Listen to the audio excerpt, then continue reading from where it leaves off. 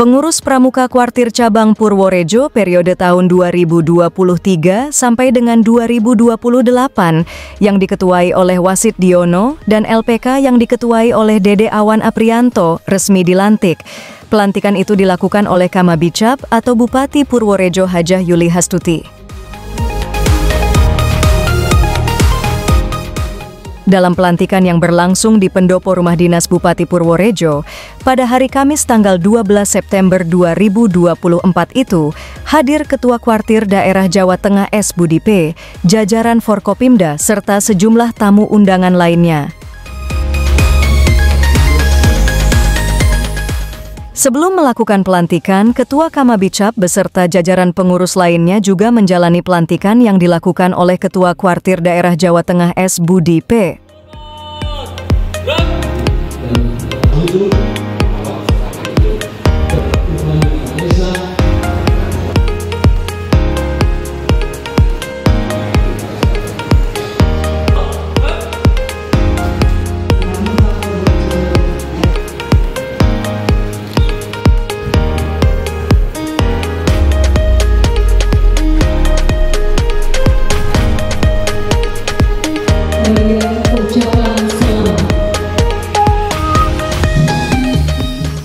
Acara pelantikan menjadi lebih semarak dengan adanya penampilan seni tari dolalak yang menjadi tari khas Kabupaten Purworejo dan tari jolenan, sebuah kreasi tari yang menjadi juara dalam acara Jambore Pramuka di Semarang belum lama ini.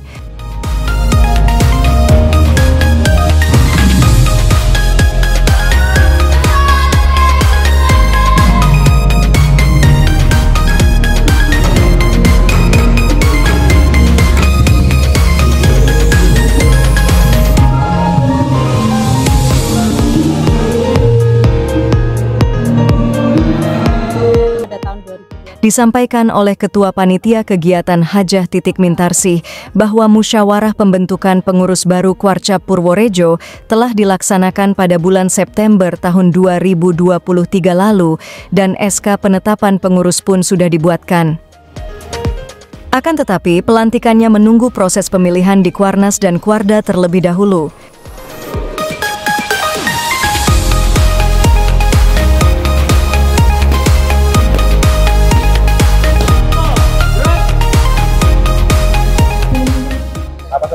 Perlu diketahui bahwa tujuan dari pelantikan ini adalah sebagai legitimasi untuk kepengurusan Kuarcap, bahwa kita kepengurusan Kuarcap itu telah sah untuk dilantik dan merupakan komitmen dari Pemkab bahwa pramuka itu ada, serta juga sebagai sosialisasi untuk masyarakat bahwa pramuka itu dipandu, didampingi oleh suatu pengurus yang sah berdasarkan undang-undang dan ADART, serta juga bagi pengurus sendiri merupakan motivasi semangat untuk mengamalkan dasar dharma, membangun masyarakat, dan juga untuk mengamalkan Pancasila dan janji kita kepada Tuhan Yang Maha Esa. Perlu diketahui di Kabupaten Purworejo kami berharap semua komitmen, semua melaksanakan, karena pramuka ada adalah sebuah proses pendidikan untuk meningkatkan karakter, untuk meningkatkan kecakapan life skill, dan juga untuk peduli terhadap bangsa dan negara. Maka dari itu harapan kami di sekolahan-sekolahan, walaupun sekarang kebijakan dari Menteri Pendidikan itu bukan ekstrakurikuler wajib, kami berharap kepala sekolah memiliki kebijakan bahwa pramuka itu cenderung diwajibkan. Gerakan itu ada, selalu kami serukan bahwa pramuka itu adalah proses pendidikan yang sangat penting sekali untuk masa depan anak, dan ini akan membangun karakter anak menuju kesuksesan anak. Maka alangkah baiknya jika pramuka itu sebagai fundamental dasar untuk mereka mencapai ke masa depan. Selalu kita berikan komitmen-komitmen itu, sehingga kami laksanakan. Sepertinya ada kursus mahir dasar lanjutan, syarat sebagai pembina dan mahir dasar, dan kursus pembina mahir dasar. Ini sebagai landasan mereka, dan kami berharap semua pembina itu diberi orientasi agar mengerti bagaimana sistem pola AMONG diterapkan kepada peserta didik sebagai pola pembinaan dan metode pramuka. Program kerjanya kita ada didampingi oleh beberapa wakil ketua, yaitu Binawasa, pembinaan orang dewasa adalah bagaimana menggeladi pembina dan pelatih untuk bisa benar-benar mengetahui kurikulum pelaksanaan dan metode pelaksanaan kepramukaan yang benar, dan kita selalu meningkatkan kualitas pembina serta kuantitas pembina, di mana yang baik adalah 1:20 atau kalau ya berat-beratnya 1:30, tapi di Purworejo sendiri belum bisa mewadahi itu. Dan yang kedua adalah pola pembinaan generasi muda, yaitu bagaimana kita menimbulkan kreatif, inovatif, latihan bagi anak-anak peserta didik agar mereka betul-betul tercipta kreativitas pada dirinya sendiri, sehingga bisa membangun karakter yang akhirnya kecerdasan, diantaranya kecerdasan spiritual, emosional, intelektual, sosial, dan fisik itu ada. Dan harapan kami ending daripada kegiatan pramuka adalah para peserta didik dan pembinanya itu menjadi personal yang cerdas, personal yang sehat, personal yang produktif, personal yang peduli, dan personal yang bahagia dunia akhirat.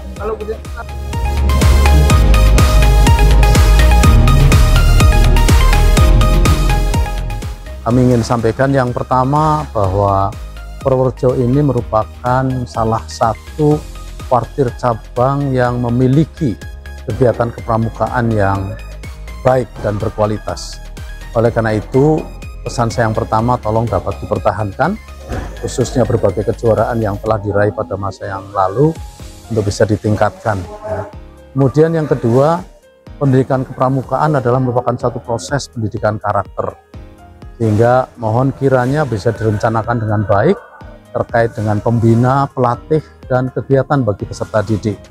Karena tanpa rasio pembina pelatih yang baik, tanpa kegiatan yang direncanakan, maka proses pendidikan karakter dan peningkatan life skill bagi peserta didik tidak akan bisa optimal. Yang ketiga tentu karena hari ini majelis pembimbing cabang dilantik, tugas majelis pembimbing adalah memberikan fasilitasi, dukungan, material, moral, dan finansial. Ya, kami sangat berharap kuartir cabang dapat didukung oleh majelis pembimbing cabangnya, sehingga semua kegiatan bisa berjalan dengan baik dan lancar. Jadi gerakan pramuka selalu merespon setiap perubahan melalui dua pendekatan. Yang pertama adalah pendekatan sejarah. Ya.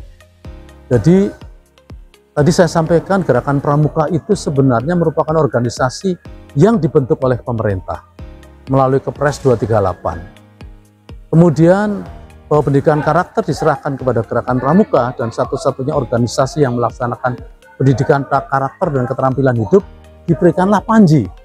Dan itu tidak semua organisasi ya diberikan Panji secara resmi oleh Presiden. Dan kemudian setelah itu MPRS juga melegalkan bahwa gerakan pramuka selaku organisasi yang meningkatkan kecintaan kepada tanah air, bela negara, keterampilan, mereka juga menjadi pasukan cadangan bila negara dibutuhkan. Nah, melihat sejarah ini, sebenarnya gerakan pramuka sebagai organisasi pendidikan berbeda dengan organisasi-organisasi penyelenggara kegiatan sebagai kegiatan minat. Harusnya berbeda, tetapi karena mereka tidak mengenal sejarah kenapa pramuka ada, maka yang dilihat adalah aktivitasnya. Ya, maka disamakan. Nah, sekarang sudah ada riset yang dilakukan oleh Badan Riset Indonesia, ya BRIN, dan semua dokumennya ada bahwa ternyata organisasi pramuka itu berbeda dengan organisasi yang lain. Dan sekarang baru kita ajukan untuk direview, ya, bahwa harus dikembalikan kedudukannya seperti dulu. Bukan soal wajib dan tidak wajib, tapi ini adalah organisasi yang mendidik peserta didiknya di dalam rangka menguatkan pendidikan formalnya untuk bidang keterampilan hidup atau life skill, dan juga pendidikan karakter, supaya bisa menjadi warga negara yang baik, cinta tanah air, menjunjung tinggi keragaman, kegotong royongan, dan kepedulian sesama. Itu yang dari sisi sejarah. Kemudian faktualnya, aturan tidak bisa dilanggar karena sudah disampaikan. Maka yang dilakukan adalah aturannya disikapi sebagai kegiatan ekstrakurikuler yang tidak wajib, tapi di sekolah bisa ditawarkan. Bisa Anda lihat di berbagai daerah, misalnya di Banyumas, di Sragen. Itu nggak ada cerita bahwa mahasiswa itu disuruh milih, enggak. Ya sudah, kelas 4, ya ini kegiatannya, ya ini. Kalau ditanya kenapa, anak SD itu belum bisa memilih, belum bisa memutuskan buat dirinya sendiri, ya. Jadi harus dari panduan orang dewasa, yang tahu penting dan tidaknya orang dewasa. Sehingga kacamata kami, SD itu memang ya harus wajib, karena dia belum bisa memutuskan. SMP ya harus wajib. Begitu SMA, mereka sudah mulai bisa memutuskan. Di perguruan tinggi apalagi, pramuka nggak usah dibilang wajib, sudah nggak wajib dengan sendirinya. Jadi mestinya pemberlakuan ini sesuai dengan tujuan pendidikan itu sendiri, mengikuti perkembangan kejiwaan peserta didiknya. Jadi responnya gitu aja. Loh, kenapa wajib SD? Nah, kalau dia suruh milih, lebih baik milih main game, Mas. Rasa melu kegiatan, ya kan bukan itu yang lagi dicari gitu ya. Maka pilihannya itu bisa 1, 2, 3, jangan banyak-banyak di SD itu ekstrakurikulernya, sehingga pendidikan kepramukaan menjadi salah satu kegiatan wajib di tengah kegiatan yang lain, tanpa melanggar ya, dengan alasan-alasan yang baik. Dan alhamdulillah sekarang di berbagai sekolah